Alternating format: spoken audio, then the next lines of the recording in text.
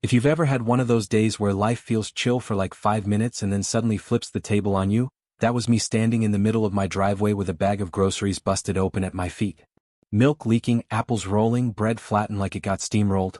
And right in front of me, Karen's grown-ass son, red in the face, screaming slurs so loud it echoed off the damn houses. I swear the dude looked proud of himself, like smashing someone's groceries was some kind of Olympic event. I just stared at him, holding the last unbroken bag, wondering how the hell this clown thought he could get away with it. Then here she came, Karen in her legendary pink suit, heels clicking like she owned the pavement, chin up like she was the queen of the cul-de-sac.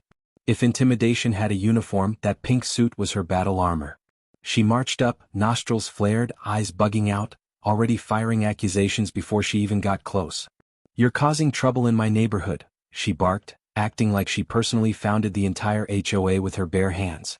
Meanwhile, her son stood behind her, clutching his phone and whining that I threatened him, even though he was the one who shoulder-checked me and knocked my groceries everywhere. And the worst part? The neighborhood froze. People were watching from porches, peeking through windows, pretending to water plants. Nobody said a damn word. You could practically feel the awkward tension floating in the air like humidity. Everyone knew Karen caused drama for sport, but no one ever pushed back because she always doubled down harder than anyone had the energy for. Karen waved her hand in my face like I was some stray dog, and before I could even say a word, she pulled out her phone and dialed the cops. I'm talking zero hesitation. She stood 3 feet away from me, making eye contact the whole time like she wanted me to see every fake tear, every exaggerated breath, every lie forming on her tongue. "Yes, officer," she said dramatically, "he's being aggressive and threatening my family." Her voice trembled like she was auditioning for some cheap courtroom drama. I swear if she had pearls she would have clutched them. I stayed quiet, completely calm. No raised voice, no arguing, nothing. I wasn't about to give her anything she could twist. And honestly, watching her spiral this fast was almost comedic. She had no idea she was narrating her own downfall in HD. While she rambled on about my dangerous behavior, I slid my phone back into my pocket. What she didn't know was that my device automatically recorded call logs when false emergency calls were detected. It was a safety feature I installed after dealing with too many petty neighbors over the years. So yeah, everything she spewed into that phone, the lies, the exaggerations, the accusations, it was all getting saved nice and clean, ready for playback. Karen hung up dramatically like she just summoned backup in an action movie. Then she puffed up even more, stepping closer to me like she finally felt powerful. "You're getting fined," she snapped. "Right now. HOA authority gives me full permission." She actually reached into her binder and tried to hand me a slip of paper she'd scribbled on like it was official. A fake, handwritten violation notice. I almost laughed. It looked like a middle school detention slip. Her son kept muttering under his breath, trying to rile her up more, throwing little jabs like he was waiting for me to snap. But I didn't. I just watched, dead calm. The calmer I stayed, the louder Karen became. She went from condescending to furious in seconds, flapping her arms, pointing, pacing like she was giving a speech. She honestly thought she had this whole thing locked down, that the cops would show up, take her side, and drag me away. And that's what made it easy. Because she thought she was standing on solid ground, but every step she took was quicksand. Her voice got shriller, her face redder, and she started throwing around phrases like disruptive presence, community threat, and failure to comply with HOA regulations. None of which even made sense in this situation. Groceries aren't regulations. Apples don't break rules. But logic was not her strong suit. I kept my hands at my sides, steady, quiet, borderline bored. Inside though, I was already 3 moves ahead. I didn't need to argue. I didn't need to plead my case. I definitely didn't need to shout back. I just waited and let her bury herself with her own performance. She didn't realize the truth always hits louder when you don't interrupt a liar. She really thought she was about to win, about to humiliate me right in front of the entire neighborhood. That smug look stayed on her face right up until she turned her back to me and whispered something to her son about me, learning a lesson today. If only she knew. Because the moment she pressed that call button, she sealed her own fate. She thought she was calling the cavalry, but she had no clue who she just dialed the cops on. You ever had someone lie right to your face in public? The cops rolled up faster than I expected. Lights on, sirens off, that we already chose a side kind of energy. 2 cruisers stopped at the curb, and the officer stepped out already scanning me like I was the problem. Karen stood behind them with her arms crossed, smirking like she'd just ordered delivery and the universe finally brought it to her doorstep. And right next to her was her grown son, suddenly limping like he'd been hit by a truck instead of tripping over his own ego. He clutched his knee dramatically, groaning loud enough for the whole neighborhood to hear. It was the fakest Academy Award performance I'd ever seen in my life. The officers approached me first, voices sharp, questions fast, as if Karen's little fairy tale had already painted me guilty. "Sir, we got a call about aggressive behavior, threatening actions, possible assault." They listed off the lies one by one, giving me zero room to answer before moving to the next accusation. Karen stood behind them, whispering, "You're done," with this smug little grin like she thought she'd finally caught the big fish she'd been hunting for months. Then she took it up a notch, because of course she did. She pulled out a wrinkled piece of paper from her binder and shoved it toward the officers. "This is his HOA violation for hostile activity," she announced proudly, like she just laid down the winning card in a game no one else was playing. I could see from 3 feet away the thing was obviously forged. Wrong format, wrong font, signatures that looked traced by someone who'd never held a pen correctly. But she held it out like it was the Constitution. I didn't react. Not one eye twitch, not one sigh. I stayed calm, hands visible, voice steady. I answered their questions with short, simple sentences. No defenses, no stories, no arguing. My whole vibe was relaxed, almost bored, and the officers didn't know what to do with that. I let them talk. I let Karen talk even more. Because the more she talked, the deeper she dug herself into a hole she wouldn't be climbing out of anytime soon. Meanwhile, I had already hit record on my phone before the officers even stepped out of their cruiser. The entire interaction, her forged document, the false statements, the dramatics, was being captured. That camera wasn't shaking, wasn't obvious, wasn't in anyone's face. Just quietly running, storing evidence like a little digital insurance policy. As the officers continued questioning me, some cracks started showing. They glanced back at Karen's son, who had switched knees mid-limp. One of them asked, "Which leg did he injure?" And the kid froze for a second, then grabbed the other one like he forgot his script. The cop raised an eyebrow. Just a tiny one. But I saw it. Then one officer looked over at Karen's violation sheet. "Who signed this?" he asked. Karen hesitated. Only for a moment, but that moment was loud. She stuttered through a sentence about board authority and temporary emergency permissions, none of which were actually things. Another eyebrow lifted. Right then, a couple of my neighbors stepped outside, Mrs. Jennings from across the street, Mr. Carter from next door. They looked concerned, ready to step forward and speak up. I gave them the smallest shake of my head. Not yet. Timing mattered. Let Karen keep running her mouth a little longer. The more rope she had, the tighter she'd tie the knot herself. Karen noticed them and immediately tried to redirect the cops. "They're biased," she snapped. "They're his friends. They always defend people like him." That line right there, "people like him," made the officers pause. It was subtle, but they heard it. Her son tugged at her sleeve, whispering something that sounded like, "Mom, stop," but she was too far in. Too puffed up. Too convinced she was winning to see that the officers' expressions were already shifting. She started interrupting them repeatedly, talking over questions, correcting their wording, trying to steer the whole narrative like she was the commander on scene. Every time they tried to clarify something, she'd jump in with, "Actually," or "What he means is," or "Let me explain what happened." She was spiraling in real time, trying to control every sentence, every angle, every interpretation. The cops went from irritated to suspicious in about 30 seconds flat. One officer finally held up his hand to stop her. "Ma'am, step back," he said sharply. She froze like he slapped her with the command. She hated losing control even for a moment. That was her biggest tell. And that's when the cracks in her story really started showing. Her details didn't match her son's. The timeline didn't line up.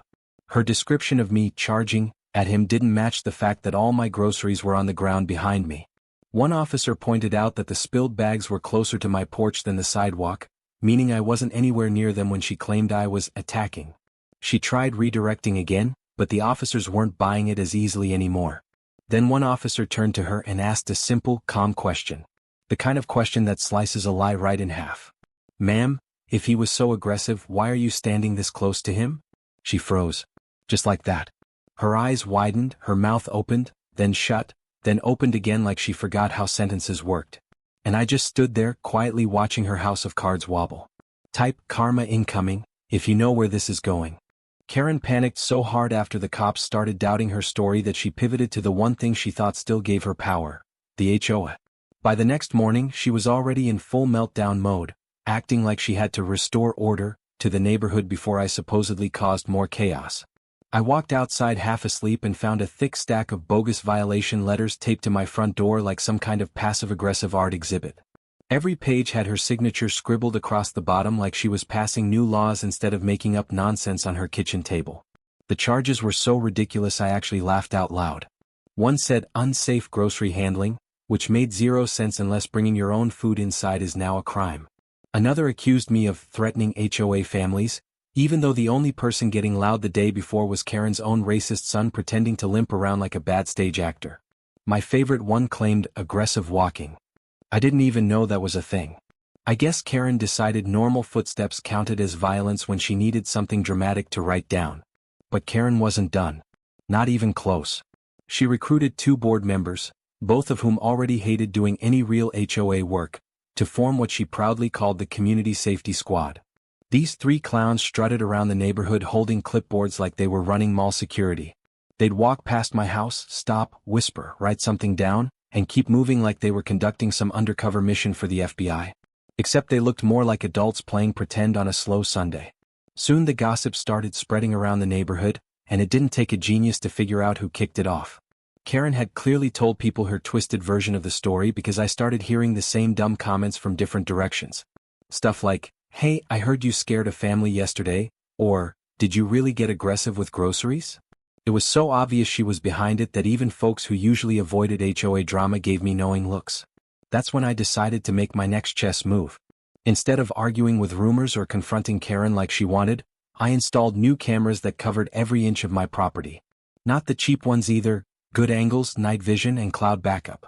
If Karen wanted to play the document everything game, she was about to realize I played it better. I made sure every walkway, every corner of the yard, and every possible direction someone could approach was covered. Karen didn't like that. I could tell by the way she showed up every day afterward, making her stupid rounds and pretending she was inspecting the neighborhood. She'd stand on the sidewalk in front of my place, stare at the cameras, and then jot something dramatic on her clipboard. At one point, she actually claimed my grass was leaning the wrong way. I almost asked her which direction she preferred it to lean, but I figured she'd turn that into another violation somehow. Meanwhile, the whole neighborhood was getting tired of her nonsense. You could feel it in the air. People peeked out their windows whenever she marched by, rolling their eyes like, "Here she goes again." A couple neighbors even gave me the kind of look that said, "We're with you, man." Just waiting for the right moment. But I didn't say anything or rally anybody. I wanted Karen to dig her own hole without any help from me. So I stayed calm. I kept watching. I observed every move she made like I was studying an opponent who didn't realize the game was already over. The more she tried to control the narrative, the worse she made herself look. It was like watching a slow-motion implosion. You know the ending is going to be loud, messy, and probably embarrassing. And just when I thought Karen couldn't get any more unhinged, she did the one thing that crossed the line from annoying to straight-up illegal.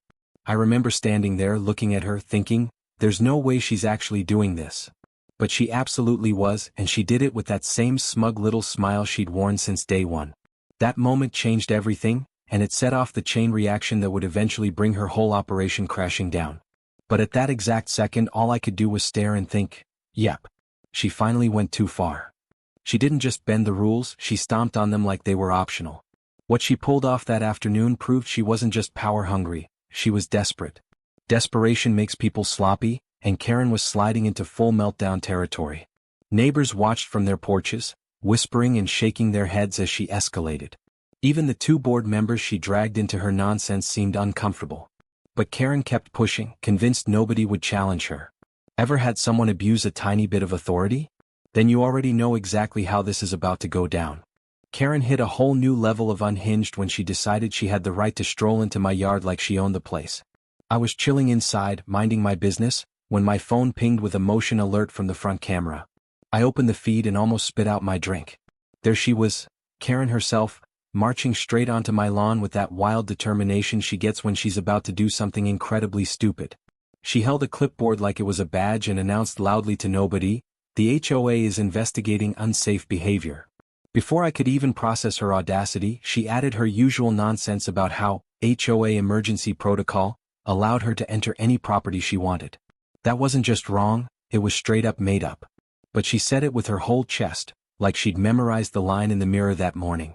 Her son followed right behind her, phone in hand, filming himself like he was a YouTuber exposing corruption. He stood in front of my security camera making dumb faces, pointing at my house, and narrating his own fake documentary.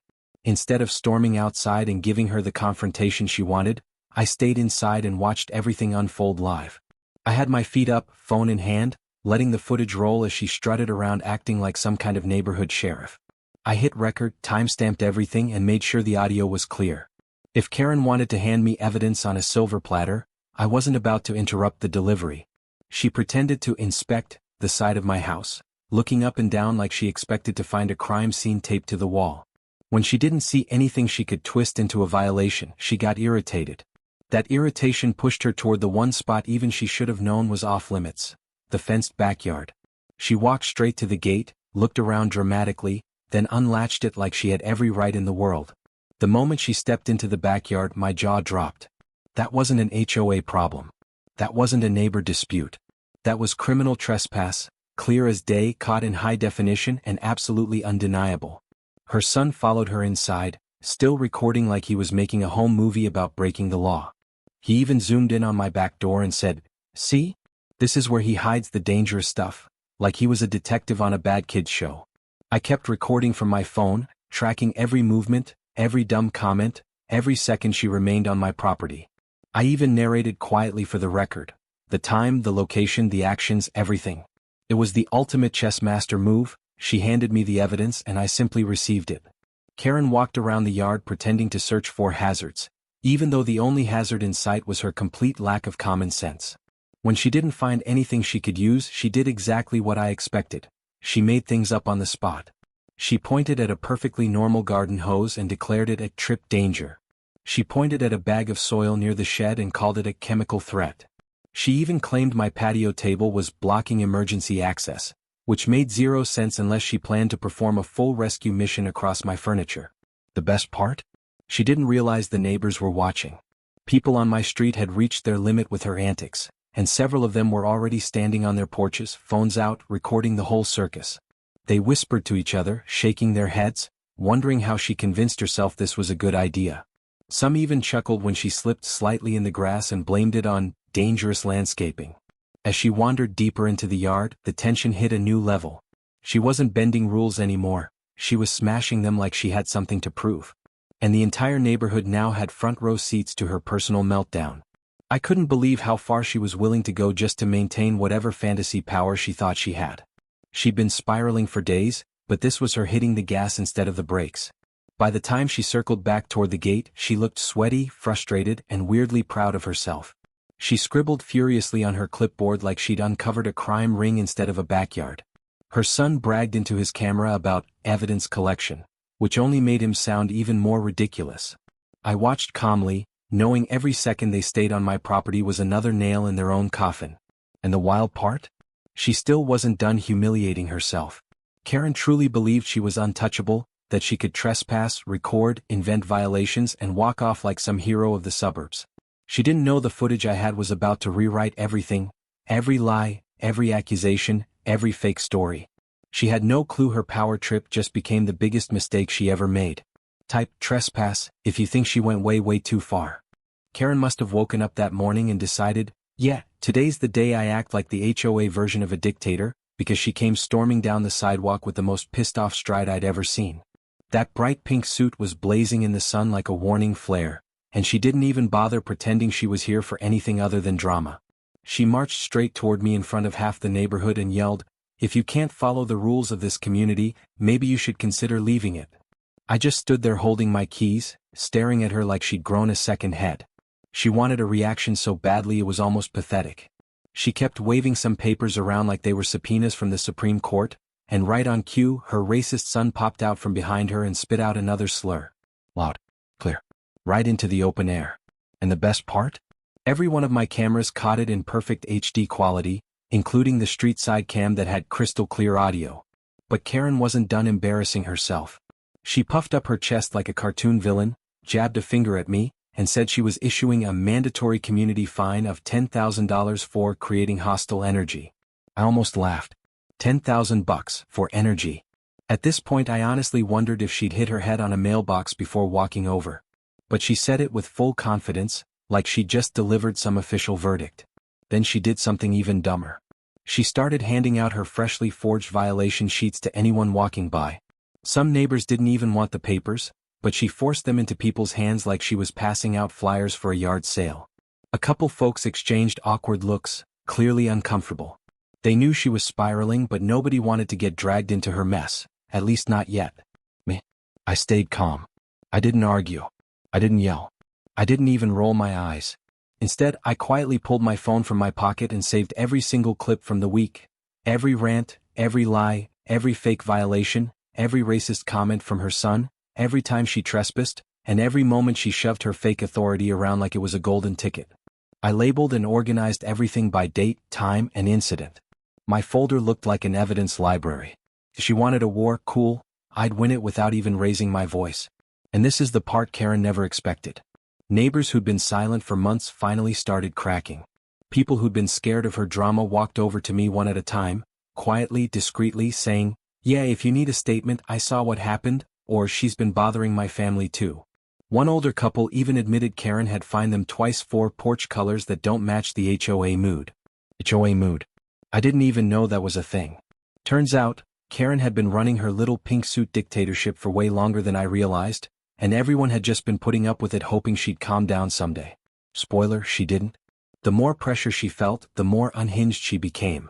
And now that she'd publicly crossed the line with me, neighbors who used to avoid eye contact started paying attention. Karen's meltdown became basically a daily event. She paced around the neighborhood like she was doing patrols, barking at residents about community integrity, waving that clipboard so aggressively it was basically a weapon. And every single time she opened her mouth, she handed me more ammunition. She couldn't help herself, she talked big, acted bigger, and didn't realize she was feeding the exact fire that would burn down her fake empire. Her son didn't help either.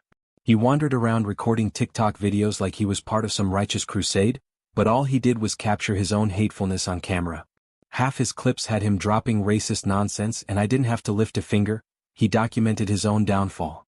Day by day, Karen's pink suit got more wrinkled, more chaotic looking, more stressed out. She was unraveling like a bargain bin sweater. The HOA board started avoiding her. Neighbors stopped pretending to agree with her. Even her little community squad was tiptoeing behind her like they didn't want to be seen next to the sinking ship they'd accidentally boarded. And all the while I kept my cool. Because the truth was simple. Everything she said, everything she did, every threat she made, was just another weapon I could use later. She didn't realize she wasn't scaring me. She wasn't intimidating me. She wasn't winning. She was building the exact case that would crush her. One rant at a time. One forged paper at a time. One racist outburst at a time. She thought she was lighting me up. But all she did was fuel the fire that would burn her whole act to the ground. Would you stay calm in this situation? Karen must have been running on pure delusion at this point, because filing an official HOA police report wasn't just bold, it was straight up brain melting. She marched herself right into whatever printer she uses for her fake paperwork and hammered out a document that looked like it was designed by a bored fifth grader with a ruler and a crayon. Then she actually had the nerve to submit it to the local police department like it was some binding legal document. And of course, since she fed them a pile of fabricated claims, the officers showed up at my house again. Same cruiser. Same annoyed expressions. Same, "We don't want to be here but the system told us to" vibe. I watched them pull up, step out, and look around like they already suspected something was off. Karen wasn't far behind. She came power walking down the sidewalk in her wrinkled pink suit like she was chasing a Black Friday TV deal. The second she got close enough, she pointed at me and shouted, "Detain him. He's a danger to this community. This is HOA endangerment." HOA endangerment. As if that was a real crime. As if she could just make it up and the world would clap for her. I swear her voice was so shrill a crow flew off a rooftop like, "Yeah, nah, I'm out." The officers tried to keep a straight face, but even they looked confused. One of them opened his notebook, scanned whatever nonsense report she filed, and then glanced at me like, "Bro, help us make sense of this." But Karen didn't give him a chance. She stepped right between us and started ranting so fast she was practically vibrating. He refused to comply with community safety protocol. He threatened the board. He's been violating HOA statutes every day this week. He is a danger to residents. I want him detained immediately. She was shaking, sweating, and pointing so hard her finger looked like it needed a seatbelt. I didn't raise my voice. I didn't argue. I just looked at the officers and said, calm as Sunday morning coffee, before we continue, do you guys want to know something? They paused. Karen froze. The neighborhood peeked out from behind blinds like they were watching a live season finale. I reached into my wallet slowly, because protocol is protocol, and pulled out the one thing that flipped the entire script. My badge. Not some security badge. Not a retired souvenir. My actual shield. Police commander, I said, tapping it lightly, city jurisdiction. The shift in the officer's posture was immediate. They straightened up like someone hit the reset button. Their whole vibe changed from we're following a call to, oh hell no, we're dealing with a liar. They stepped away from Karen and turned toward me with respect. They asked if I needed assistance. They apologized for the trouble. Karen's mouth dropped open like a busted mailbox flap. She made this weird choking sound, half gasp, half squawk, and stumbled backward like the ground betrayed her. No. This is a setup, she screamed, waving her arms. He's lying. That's not real. He forged that badge. He's impersonating an officer. I know the law. She definitely did not know the law. The officers gave her the most, ma'am please chill, look I've ever seen. One of them said, ma'am that's a verified city badge. You need to calm down. Calm down? Karen was already halfway to a meltdown. She started pacing, tugging at her pink suit jacket, muttering about conspiracies, saying the HOA had special authority, and insisting she was being targeted. She even tried telling the officers they were interfering with a homeowner governance operation. Yeah. That sentence made one officer put a hand over his mouth to hide a laugh. While she spiraled, I stayed silent and handed the officers a small digital file on a drive. Every recording, every fake violation, every racist slur, every trespass, every forged document she'd shoved at me. No speech. No explanation. Just receipts. That was my chess master move. No drama. No bragging. Just giving them the full picture. The officers stepped aside to review it. Karen watched them like a kid watching a teacher grade a test she knew she failed. And when they came back, their faces were stone serious. Ma'am, one said, you're aware that filing a false police report is a crime? Karen blinked.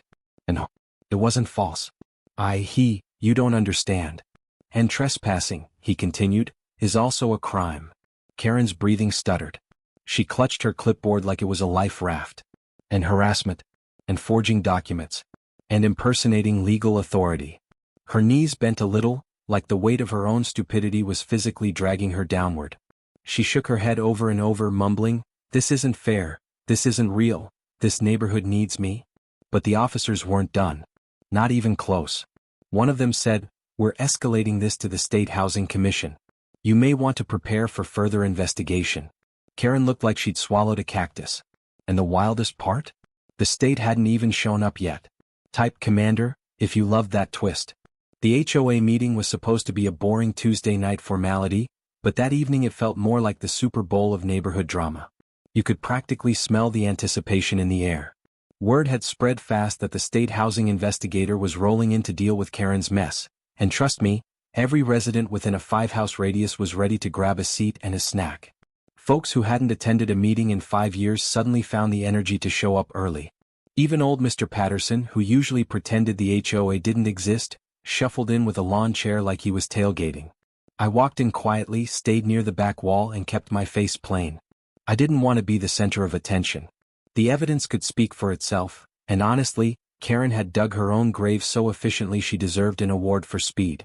Karen strutted into the room a few minutes later, rocking the brightest, loudest, most aggressive pink suit she owned. It looked like a flamingo had exploded in the laundry machine. You could tell she'd spent an hour practicing her innocent victim of persecution look in the mirror, but the sweat dripping down her temples kinda ruined the effect. She kept adjusting her blazer, smoothing her hair, checking her lipstick, like she was trying to glue together an image that was already falling apart. The state investigator, a calm, stone-faced guy in his 40s, stepped up to the front. He had a briefcase, a stack of documents, and the kind of energy you only see in people who enjoy paperwork a little too much. He cleared his throat, looked around the room and said, "Thank you all for attending. We have several serious matters to address tonight regarding HOA conduct." Karen froze. For a split second, her eyes flicked toward the exit, like she was calculating the sprint distance. But then she plastered on her fake smile and said, "Yes. Thank you for being here. I hope we can clear up the unfortunate lies being spread by certain troublemakers." She shot a glare toward the crowd, scanning for someone to blame. The investigator ignored her completely and opened his folder. Let's start with signature irregularities. That sentence alone made the whole room go quiet. You could have heard a pin drop, or in Karen's case, a dignity drop. He laid out several HOA documents across the table. These signatures, he said, tapping the page, were used to justify new authority rules, violation fines, and entry permissions. After reviewing them, we found clear evidence of forgery.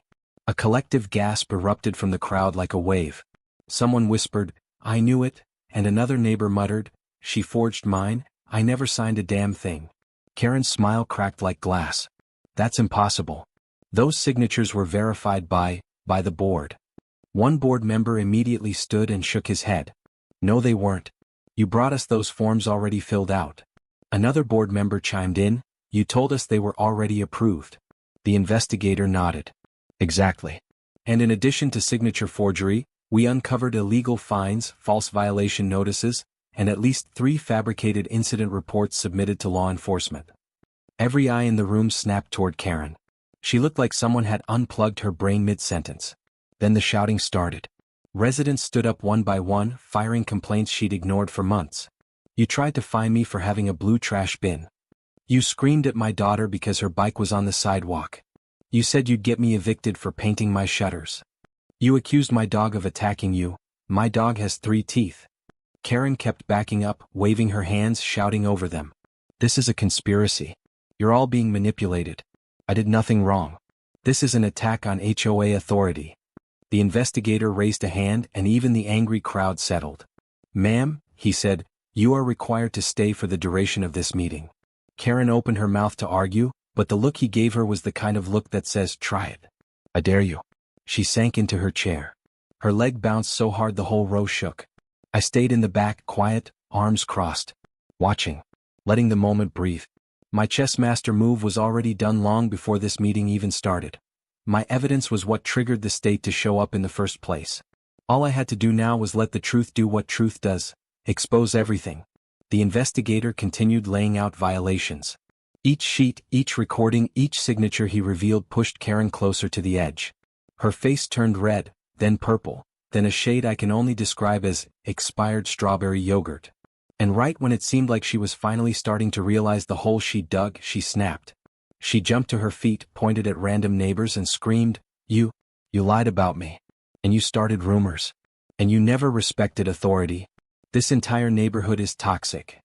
People booed. Someone yelled, Girls, sit down. The investigator remained unfazed. Ma'am, further outbursts will be added to our report. Karen's jaw trembled. That was the first moment she truly understood. She wasn't talking her way out of this one. She was losing everything. The power. The control. The illusion. But Karen, being Karen, wasn't done yet. She still had one last terrible idea left. Comment bait. Ever seen someone implode publicly? I kept my cool even when Karen decided to throw one last Hail Mary straight at my face. Out of nowhere, she filed a final complaint accusing me of harassment, stalking, intimidation, and creating a hostile environment for HOA leadership. When I read it, I actually laughed out loud. It was like she grabbed every dramatic phrase she could think of off some dollar store legal website and smashed it all into one sloppy paragraph. But I didn't react. I didn't fire back. I didn't even send an email. I knew she was trying to drag me into one more circus, and I wasn't giving her that satisfaction. I let the state handle her nonsense because they were already watching her like a hawk. The state housing office reviewed her complaint, and within 20 minutes they figured out what every neighbor had already known for months. It was total nonsense. Not only was it baseless, but the way she worded it basically exposed her own pattern of harassment. It was like she accidentally admitted to half the shady stuff she'd been doing. When the investigator called me, he sounded tired, like Karen had used up all his patience. He told me straight up, yeah, so this isn't a complaint. This is a confession. I didn't gloat. I didn't brag. I just thanked him for the update and went back to living my life. Then things escalated in the way only Karen could escalate them. Instead of backing off, she doubled down. She tried crying, saying she was being targeted, saying she was afraid for her life, and my personal favorite, claiming she was the victim of deep state interference. She actually said those words out loud in a government office. I swear half the staff must have had to mute their mics just to laugh. Meanwhile, I stayed calm. I wasn't out for blood. I just wanted the chaos to end. I gathered the final batch of screenshots, emails, camera footage, and the recording where she admitted she fabricated the dog complaint. I labeled everything neatly, submitted it in one clean packet, and let the evidence do the heavy lifting. No anger. No speeches. No drama. Just facts lined up like dominoes ready to fall. And fall they did. The HOA board scheduled an emergency meeting, and this time the neighborhood rolled in like it was a Friday night football game. Everyone was fed up with Karen's antics, and nobody was about to let her wriggle out of this one. When the board read the state's findings, the room turned electric. Even her usual supporters were quiet. Karen kept shaking her head, mouthing, "This is fake," like she was trying to hypnotize the room. Then the hammer dropped. The HOA voted her out unanimously. No hesitation, no debate, no mercy. They banned her from holding any HOA board position, ever again. That was the part that finally made her snap. She stood up, pointing at random people like they were on some secret hit list she'd been building. She yelled that the board was corrupt, that the neighborhood was infected with traitors, and that this whole thing was a setup. When she refused to leave, security had to escort her outside. She tried planting herself in the doorway, but even she knew the show was over. The more she fought, the more she looked like she was unraveling in real time. And just like that, her reign was over. The second she was gone, the entire room let out this collective exhale. It felt like a spell broke. People shook hands, hugged, even laughed. A couple neighbors walked up to me and said they were sorry it took so long for things to catch up to her. I wasn't mad. I never needed revenge. I just wanted my life back, and finally, it felt like I had it. As I walked out of that meeting, I looked back at the empty seat where Karen used to sit like some self-appointed dictator. It hit me how hard she fought to stay in control, all while digging her own grave one dramatic accusation at a time. She tried to destroy me, she only destroyed herself. Before I got in my truck, I caught sight of Karen outside the building, pacing back and forth while the officers kept an eye on her. She looked smaller than I'd ever seen her, like all that fake confidence finally drained out. She was on the phone with someone, probably trying to spin the story, but even from a distance you could tell it wasn't working. Her hands were shaking, her voice cracking, and for the first time she didn't look angry. She looked scared. Not of me, not of the HOA, but of everything she had unleashed on herself by playing queen of the neighborhood for too long. And that's the part that sticks with me. Karma doesn't need a spotlight. It doesn't need hype. Sometimes it just waits, quiet and patient, until the exact right moment to drop the mic. Type karma, if justice was served. It was wild.